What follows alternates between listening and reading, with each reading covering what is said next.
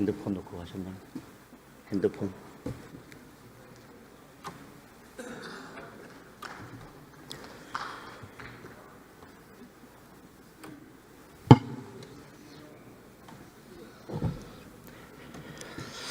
법원 행정처장님 앞으로 나와 주십시오.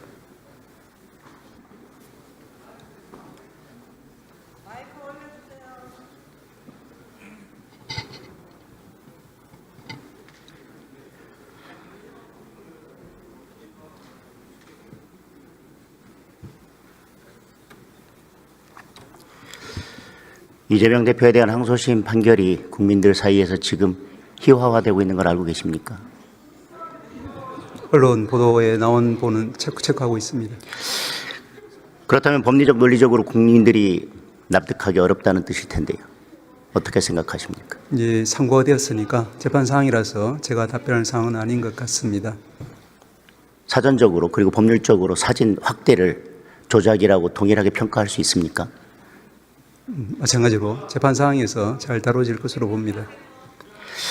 작년 10월 31일 선고된 2023도 16586 판결의 취지를 보면 어떤 표현이 허위사실 공표에 해당하는지 여부는 일반 선거인이 그 표현을 통하여 접하는 통상의 방식을 전제로 그 표현의 전체적인 취지와의 연관하에서 표현의 객관적 내용, 사용된 어휘의 통상적인 의미, 문구의 연결 방법 등을 종합적으로 고려하여 그 표현이 선거인에게 주는 전체적인 인상을 기준으로 판단해야 된다라고 판시하고 있습니다. 알고 계십니까? 그 판례는 알고 있습니다. 자, A라는 주장을 하고 그 결론에 이르는 과정을 설명하기 위해서 그 설명 과정에서 허위 사실을 공표하고 유권자의 입장에서는 발언자의 의도와 상관없이 그 내용이 허위 사실이기 때문에 A라는 주장의 의미가 달라졌다고 판단이 된다면 그것이 허위 사실이고 A를 설명하는 과정에서 나온 것이기 때문에 그것은 설명 과정에서 나온 것이라 아무 문제가 없다고 평가할 수 있습니까? 의원님의 말씀 취지는 잘 알겠습니다만은 구체적인 사정과 맥락에 따라서 여러 가지 평가가 가능하기 때문에 거기에 대해서 유권자는 그 발언 때문에 전체적으로 그 발언의 취지가 허위라고 판단을 하는데 그 내용을 빼고 그것은 설명하는 과정에서 나온 것이기 때문에 아무런 문제가 없다고 평가해도 되느냐고 물었습니다. 예, 제가 여기서 구체적인 내막을 모르고 또 맥락을 모르고 답변하는 사항은 아닌 것 같습니다. 자, 백현동 사건의 핵심은 옹벽 아파트 인허가 과정에서 특혜가 있었는지 여부입니다. 국정감사장에 나와서 특혜가 아니라 국토부 공무원이 직무유기로 문제 삼겠다라고 협박을 해서 인허가를 한 것이다라는 취지로 답변했습니다. 자, 국토부 공무원이 직무유기로 문제 삼겠다고 협박했다라고 하는 것은 인식입니까? 사실입니까? 예, 그 부분도 상고심에서 재판사항으로 쟁점이 될 것으로 봅니다. 자, 유권자 입장에서는 국토부가 직무유기로 문제 삼겠다고 협박했는지가 가장 관심일 것입니다. 그런데 국토부가 직무유기를 문제 삼겠다고 협박했다는 발언은 결론에 이르는 과정에서 설명을 하는 내용이기 때문에 그 내용은 빼고 아무런 문제가 없다고 평가를 했습니다. 유권자들이 생각할 때는 과연 국토부에 협박이 있었는지 직무유기를 문제 삼겠다고 했는지 여부가 가장 중요한 관심사입니다. 대법원 판단에 의하면 판결에 의하면 그것을 중심으로 판단하라고 하는데 그것을 빼고 지금 항소심에서 판단을 했습니다. 자, 이것이 문제되지 않는다고 판단한 것은 마치 왜 상한 생선을 팔았냐라고 따졌더니 생선살은 다 발라내고 가시만 들고 오히려 멀쩡한데 어디가 상했냐고 따지는 것과 똑같은 것입니다. 대법원에서 이 판결이 반드시 바로 잡혀야 된다는 말씀을 드립니다. 조희대 대법원장도 633 원칙을 강조했습니다. 예. 그걸 지킬 의지가 있으십니까? 예, 저희들을 지키기 위해서 노력을 하고 있다는 말씀을 드릴 수 있습니다. 1심에서 유죄가 났고요. 항소심에서 전부 무죄가 났습니다. 따라서 대법원에서 유죄 취지로 파기가 된다 하더라도 항소심에서는 양형을 정한 바가 없기 때문에 대법원에서 사실상 파기 재판하는 건 쉽지 않을 것입니다. 통상적인 관례에 의하면. 맞습니까? 예, 보통 파기 재판은 쉽게 하지 않는다는 그 말씀입니다. 그렇다 하더라도 최대한 신속하게 재판을 해서 대법원에서 633 원칙을 지켜주시기를 바라겠습니다. 예, 상고심에서 잘 판단할 것으로 믿습니다. 대통령에 대한 구속 취소 사건에 대해서 인용 결정이 내려졌습니다. 그리고 인용 결정 이유 중에는 공수처의 수사권에 문제가 있다, 의문을 제기한 부분도 있습니다. 맞습니까? 그렇게 알고 있습니다. 자, 구속 취소는 본안 재판부에서 결정을 했습니다. 따라서 이 구속 취소를 한 본안 재판부에서 내란죄에 대한 본안 재판도 할 것입니다. 맞습니까? 그렇게 될 것으로 보입니다. 그렇다면 최종적으로 대통령에 대한 내란죄에 대해서 공수처의 수사권이 없다는 결론이 나온다면 지금 본안재판부가 구속 취소를 하면서 그렇게 의문을 제기했습니다. 내란죄에 대해서는 공소기각이나 무죄가 나올 수도 있다. 맞습니까? 재판 사항이라서 제가 그 부분에 대해서는 구체적인 언급하기는 적절치는 자, 이 부분에 대해서 행정처장은 작년 12월 9일 법제사법위원회 출석해서 일단 공수처가 신청한 영장은 발부해 주는 것이 맞지 않느냐라는 정청래 위원장의 질의에 대해서 이렇게 답변하셨습니다. 아시다시피 비상계엄이나 내란죄 위반하는 것이 지금 국가적으로 중대한 사안으로 된 상황에서 군 검찰을 포함해서 검찰, 공수처, 경찰이 서로 수사권을 주장하는 이런 비정상적인 상황이 계속적인 부분을 저희들로서도 굉장히 안타깝게 생각을 합니다.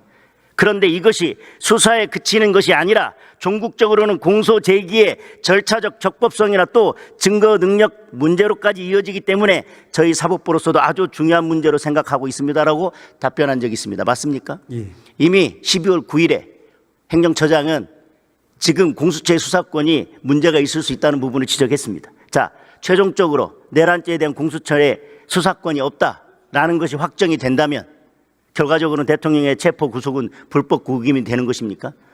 그 부분은 재판 사항으로 본안 판단을 통해서 잘 이루어질 것으로 생각합니다. 자, 공수처의 수사권이 없다면 수사권이 없는 기관에서 수사를 한 것이고 체포 구속을 한 것입니다. 불법 구금 아닙니까? 역시 재판 사항이라서 답변하기는 적절. 자, 그렇다면 대통령은 결과적으로 불법 구금된 상태에서 탄핵 심판을 받은 셈이 되는 것입니다. 맞습니까? 의원님 말씀 취지는 알겠지만 역시 재판 사항인 것 같습니다. 자, 일반적으로 형사재판에서 불법 구금 상태에서 재판이 진행되면 그 재판의 효력은 어떻게 됩니까? 뭐 거기에 대해서는 이제 여러 가지 이제 증거 능력 문제라든지 또 공소제기 절차의 적법성 문제라든지 이런 부분들이 일반적으로는 문제는 될 수는 있겠습니다. 자, 수사권도 없는 수사기관이 불법 구금 상태에서 수집한 증거의 증거 능력은 어떻게 됩니까? 예, 그 부분에 대해서도 동일한 말씀을 드릴 수 있을 것 같습니다. 자, 그 증거를 탄핵 심판에서 가져다 썼다면 증거 능력은 또 어떻게 됩니까? 그 부분은 헌법재판소에서 판단해 줄 것으로 생각합니다. 자, 내란죄가 탄핵 소추의 90%를 차지하는 탄핵 재판에서 이런 상황과 전혀 무관하게 탄핵 심판의 결론이 내려질 수 있다고 생각하십니까? 예, 헌법재판소의 재판 사항에 대해서 제가 말씀드릴 위치에 있지 않습니다. 예, 들어가셔도 좋습니다. 예, 공수처장 앞으로 나오십시오.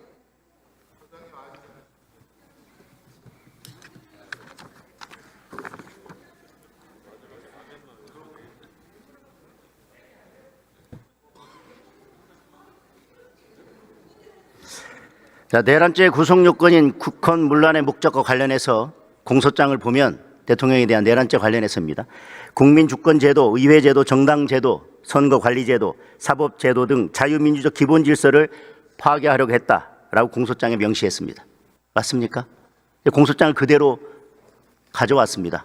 그리고 그 근거로 국회의원, 정치인 등 주요 인사를 영장 없이 체포, 구금하려고 했고 국회를 무력화시키려고 했다는 사실을 그 주요 근거로 적시했습니다. 맞습니까?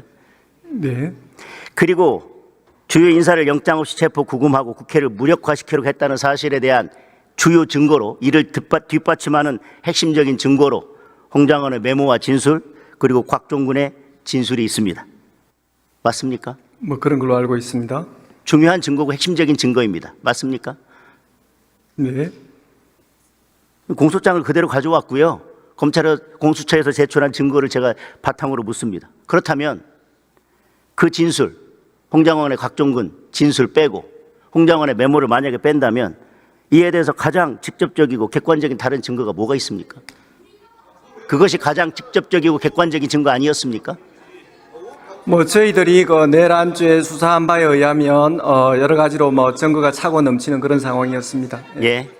자, 만약 내란죄에 대한 공수처의 수사권이 없다고 최종 결론이 난다면, 자, 수사권이 없다고 계속해서 저희들이 문제 제기를 했습니다. 그런데 수사를 진행했고 체포 구속까지 했습니다. 그런데 지금 법원에서도 수사권에 문제가 있다고 해서 구속 취소를 했고요. 최종적으로 본안에서도 그렇게 결론이 난다면 공수처가 3,000명을 동원해서 헌법기관이 현직 대통령을 불법으로 체포한 것은 결과적으로 어떻게 평가받아야 됩니까? 공수처장님. 의원님, 그에 관해서 제가 간략하게 말씀드리겠습니다. 본건 불법 비상계엄 선포로 인한 내란 행위는 대통령이 군 통수권과 행정부처에 대한 지휘 감독권을 남용한 직권남용 권리 행사 방해죄와 국헌을 물러나게 할 목적으로 폭동을 일으킨 행위에 적용되는 일반적인 내란죄로 이루어져 있습니다. 법정형에 있어서는 내란죄의 사형 무기징역이 정해져 있어 직권남용죄보다 무겁기는 하나 통상의 내란죄에 더하여 직권남용죄가 중요한 부분을 차지하는 범죄이고 직권남용죄가 내란죄에 포함되는 그런 관계가 아닙니다. 예, 공수처장님. 의원님께서 예, 공수처장님, 자꾸 사건에 대해서 제가 말씀드리는 전제 것은 자체가 잘못된 소장님, 부분입니다. 전제 자체가 잘못된 게 아니라 제가 구속 취소 사건에서 구속이 취소됐고 그 재판부에서 공수처의 수사권에 대해서 의문을 제기했기 때문에 그 의문이 합당하고 본안재판에서 결국은 수사권이 없다고 밝혀진다면 3,000명을 동원해서 체포한 그 행위는 어떻게 평가받아야 되냐고 물었습니다. 구속은 취소됐습니다. 그리고 재판부에서 수사권에 의문이 있다고 한 것도 기정사실입니다.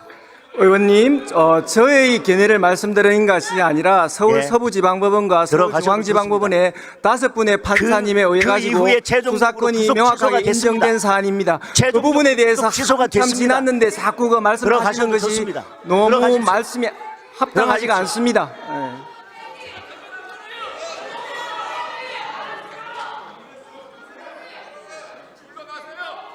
자, 법무부 장관 직무대행 앞으로 나오십시오.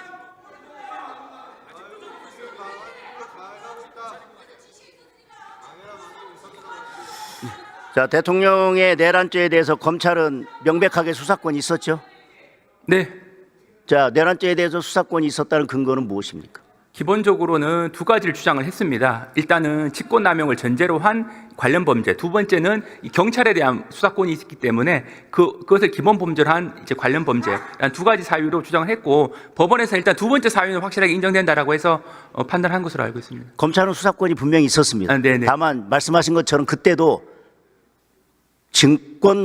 직권남용으로 한 내란죄의 수사권에 대해서는 법원은 명시적으로 판단하지 않았습니다. 그때도 의문이 있었다는 겁니다. 자, 그런데 왜 사건을 공수처에 넘겨서 이런 심각한 문제를 발생시키게 된 것입니까? 왜 넘기셨어요? 수사권이 있는데. 예, 공수처법에 의하면 수사의 진행 상황이나 수사의 공정성 등을 고려해서 공수처장이 이첩을 요구하게 되면 응하여야 한다고 되어 있습니다. 그러면 응하지 않을 경우에는 또 위법 논란이 있기 때문에 약간 부득이한 상황에서 이첩할 수밖에 없었습니다. 수사권 여부에 대해서 문제가 되고 있었고 수사권이 없다라고 계속 문제되고 있었는데도 불구하고 수사권이 없는 기관이 이첩 요구하면 무조건 응해야 됩니까? 이 법률상 너무나도 명확한 규정으로 응하여야 한다라고 되어 있기 때문에 검찰에서 그 부분을 고민을 많이 하는 끝에 부득이한 결정을 내린 것으로 알고 있습니다. 자, 구속 취소에 대해서 즉시 항고를 하지 않았습니다. 즉시 항고가 위헌 소지가 매우 높고 또 하나 법원이 단순히 구속기간 계산에 관한 것뿐만 아니라 공수처의 수사권 자체를 문제 삼은 것도 포함되어 있기 때문에 즉시 항고하지 않은 것이 맞습니까? 네, 맞습니다. 그까지 종합해서 약간 소송 전략적인 측면에서 본안 재판에 집중하는 것이 타당하다라고 수사팀 판단한 것으로 알고 있습니다. 자, 구속기간 계산에 관해서는 검찰의 의견과 다르다고 그랬고 그것에서는 수용하기 어렵다고 네, 했습니다. 그렇습니다. 네. 그렇다면 구속 취소를 하면서 법원이 공수처의 수사권에 대해서 의문을 제기하고 있는 그 법원의 견해에 대해서는 어떤 입장이십니까? 기본적으로 이제 그 부분은 이제 그 수사와 기소 과정의 위법성 논란과 관련된 부분입니다. 근데 기본적으로 검찰에서는 수사와 기소 과정에 대해서는 위법하지 않다라는 입장을 하고 계속 유지하고 있고 그래서 본안 재판에서 수사와 기소 과정에서 위법성 없다라는 부분을 계속 주장하고 입증할 예정인 것으로 알고 있습니다. 지난 연말에 야당의 일방적인 예산 삭감으로 인해서 특정 업무 경비 등이 전부 다 삭감이 됐습니다. 네네네. 그리고 민생과 국민 안전을 책임지고 있는 검찰로서는 수사에 여러 가지 지장을 받고 있을 텐데요.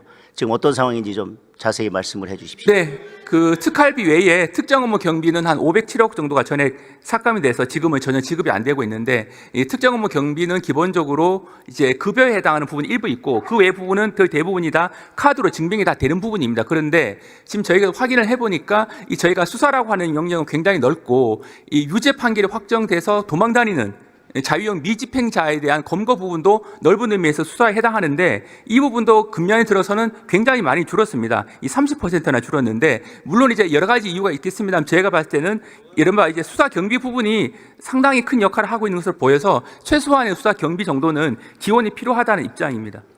만약에 추경이 논의가 된다면 지금 말씀하신 것처럼 수사에 꼭 필요한 수사 경비 이런 부분들은 추경 편성을 통해서 민생 침해 범죄가 수사가 그런 범죄에 대한 수사가 정상화되도록 해야 된다고 생각을 하는데 직무대행님의 의견 어떠신가요? 네, 그 부분은 꼭 이번에 추경을 통해서 반영되기를 희망하고 있습니다. 헌법재판소 사무처장님 앞으로 나와 주십시오. 예, 직무대행님 들어가셔도 좋습니다.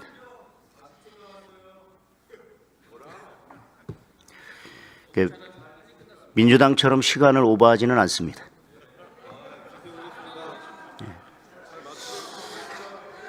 자, 월요일에 헌법재판소 개정안이 법사위에서 논의가 됐습니다. 그때 나오셨었죠? 예. 그 법안을 보면 헌법재판소 재판관들은 저는 오히려 모욕감을 느꼈을 거라고 생각을 합니다. 그날 법안 내용에 대해서 여러 제기된 문제점이나 선고가 지연되고 있는 것들에 대한 우려사항을 재판관들에게 전달하셨습니까? 예. 그런 우려들 그리고 법안이 통과된 것이 선고기일 잡는 데 영향을 미쳤다고 생각하십니까? 그거는 전혀 무관한 일입니다.